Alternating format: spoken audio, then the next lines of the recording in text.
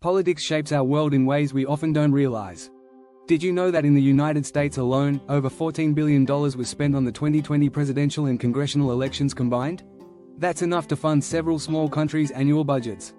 But politics isn't just about money and elections. It's about ideologies, hidden agendas, leadership styles, grassroots movements, and the language used to navigate it all. Join me as we delve into these intriguing aspects of politics in this series, exploring the spectrum, what political parties really represent. We'll uncover the secrets behind political ideologies, decode the jargon that fills headlines, and explore how grassroots movements drive real change. Get ready to understand politics like never before and discover how you can engage meaningfully in shaping our collective future. Let's begin this journey together. Chapter 1: Unraveling Political Ideologies, Beyond Left and Right. Understanding political ideologies can feel like untangling a knot. It's more than just left or right. Did you know the terms left and right actually originated during the French Revolution? Those who supported the king sat on the right side of the National Assembly, and revolution supporters sat on the left. But there's more to politics than this simple divide. Take libertarianism, for example. It's about maximizing personal freedom. Milton Friedman, a famous economist, once said, "A society that puts equality before freedom will get neither. A society that puts freedom before equality will get a high degree of both." On the other hand, socialism emphasizes social equality. It's not just about government control but also about ensuring resources are shared fairly. Bernie Sanders, a prominent US senator, often quotes, "Democratic socialism means that we must create an economy that works for all, not just the very wealthy." Ever heard of centrism? It aims to find a middle ground. Centrists believe in picking the best from both sides. Emmanuel Macron, the French president, is a modern centrist. He often says, "We are the ones who can reconcile France." Then there are the lesser-known ideologies like anarcho-capitalism. It sounds wild, but it's about having no government and complete free markets. Murray Rothbard, a key figure, described it as a system where each person is free to live their life as they choose. Political ideologies shape party platforms. For example, the Green Party focuses on environmental issues, rooted in green politics. Did you know Germany's Green Party was one of the first to enter parliament in 1983? Their success shows how niche ideologies can grow. In contrast, the Pirate Party started in Sweden, emphasizing digital rights and transparency. It's now in over 40 countries. This shows how new ideas can quickly spread globally. But why should you care about these ideologies? Knowing them helps you understand what parties truly stand for. It's like having a map in a foreign city. You'll navigate better. Let's break it down further. Parties don't always stick to one ideology. They blend them. For instance, the US Democratic Party mixes liberal and progressive ideas. The Republican Party combines conservatism with libertarianism. Understanding these blends is crucial. It helps you see beyond slogans. For example, "Make America Great Again" isn't just a catchy phrase.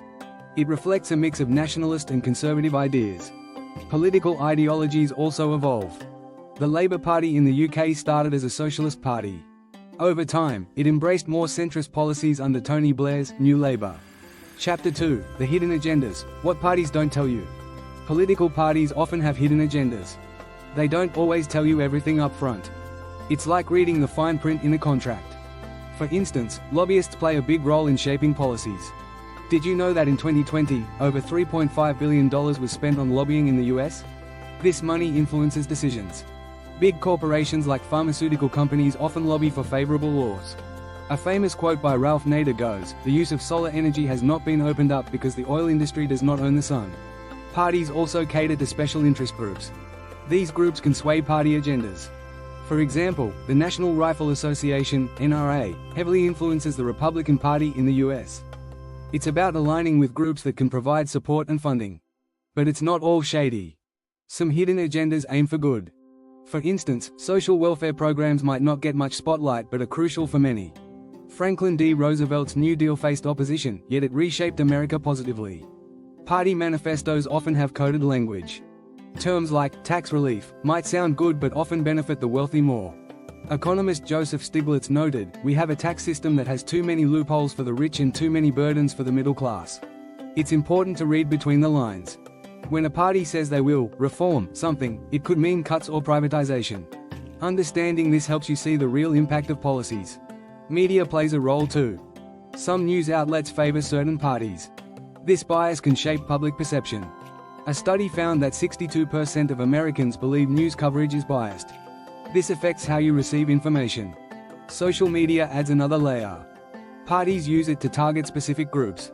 They tailor messages to fit different audiences. This micro-targeting can be very effective.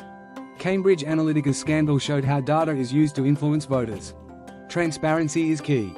Some countries have laws to disclose party funding. However, not all donations are made public.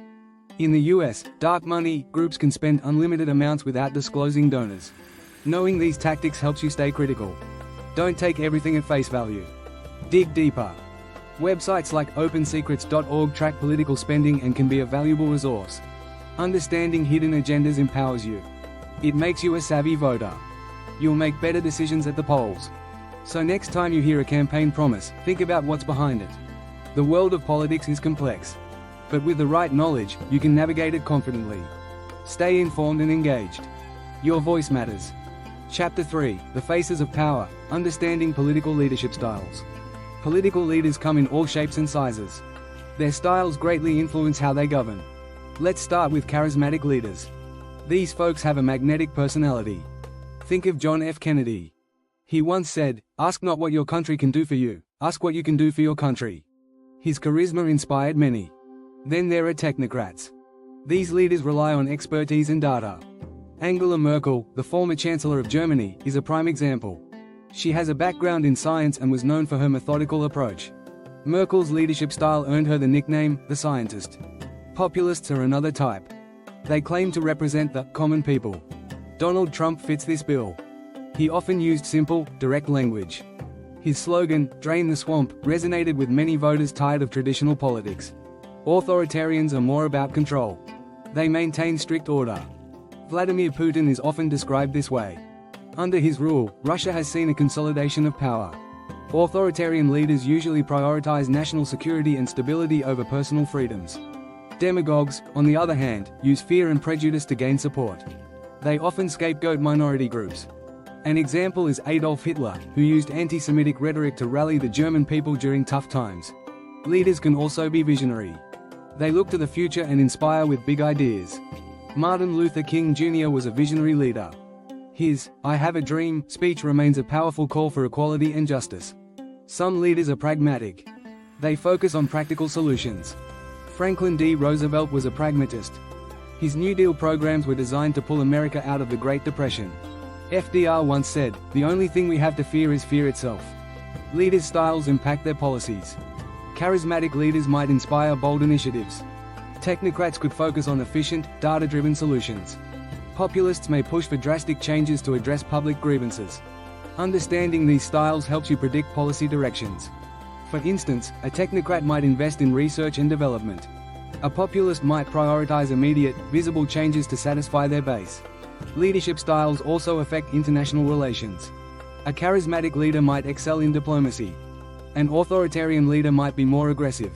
Knowing this helps you understand global politics better. Did you know that studies show leadership style can impact economic growth? Charismatic leaders often drive innovation. Technocrats may enhance stability and efficiency. Leadership truly matters. When voting, consider the candidate's style. Do they inspire confidence? Are they pragmatic or visionary? This can give you insight into their potential governance. Chapter 4: Grassroots Movements, the Real Drivers of Change. Grassroots movements are powerful. They often start small but can lead to big changes. Think about the civil rights movement. It began with local actions and grew into a national force. Rosa Parks' refusal to give up her seat sparked a wave of protests. Another example is the environmental movement. Rachel Carson's book, Silent Spring, published in 1962, raised awareness about pollution. It led to the creation of the Environmental Protection Agency in 1970. Carson's work shows how one voice can ignite a movement. Modern movements use social media. The Arab Spring is a case in point. In 2010, citizens in Tunisia used Facebook to organize protests. This wave of uprisings spread across the Arab world. Social media helps mobilize people quickly. Black Lives Matter, BLM, is another example. It started as a hashtag in 2013. The movement grew after high-profile cases of police violence. BLM has organized protests worldwide, highlighting issues of racial injustice. Grassroots movements rely on local engagement. They often start in communities and build up. Local leaders play a key role. They know the issues and can mobilize neighbors. This local focus is crucial for building a strong foundation. These movements also use storytelling. Personal stories make issues relatable. The Me Too movement grew as women shared their experiences of harassment. This storytelling approach made the issue personal and urgent. Movements need clear goals.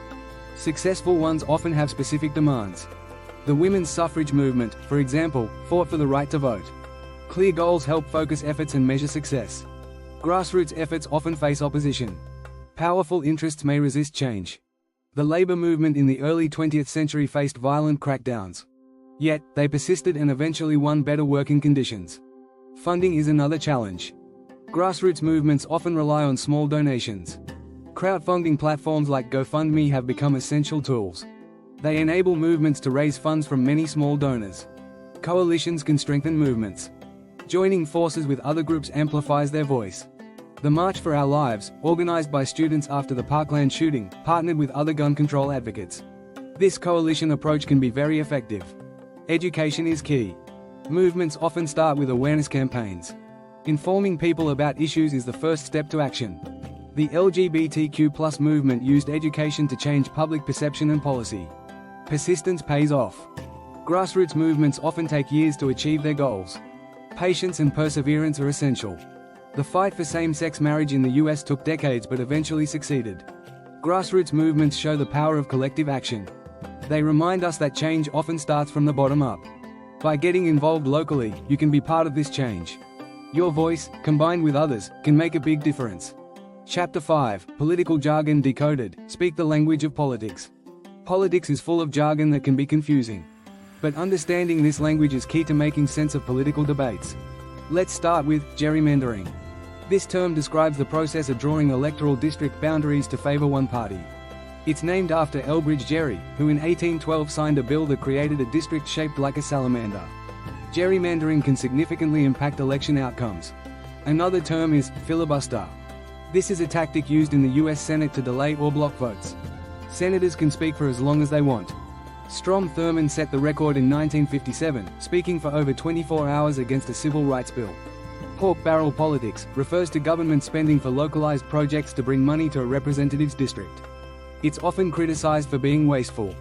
The term comes from the 19th century when barrels of salted pork were a common form of food storage. Then there's lame duck. This term describes an outgoing politician who is still in office after a successor has been elected. During this period, their power is often diminished. The term originally referred to stockbrokers who couldn't pay their debts in the 18th century. Ever heard of logrolling? It's when politicians trade favors, like supporting each other's bills.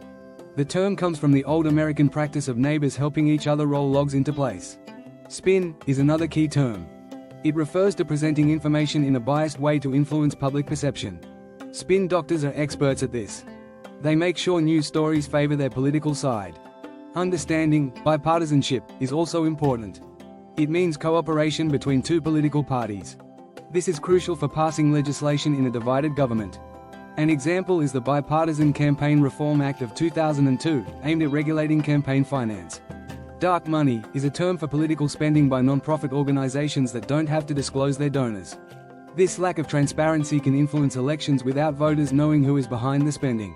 Super PACs, political action committees, can raise and spend unlimited amounts of money to influence elections. Unlike regular PACs, they can't donate directly to candidates but can spend independently to support them. Super PACs have changed the landscape of American politics since their creation in 2010. Incumbent refers to the current holder of a political office. Incumbents usually have an advantage in elections due to their existing recognition and resources. Swing states are crucial in elections. These are states where both major political parties have similar levels of support among voters. Winning these states is often key to winning an election. In the US, states like Florida and Ohio are well-known swing states.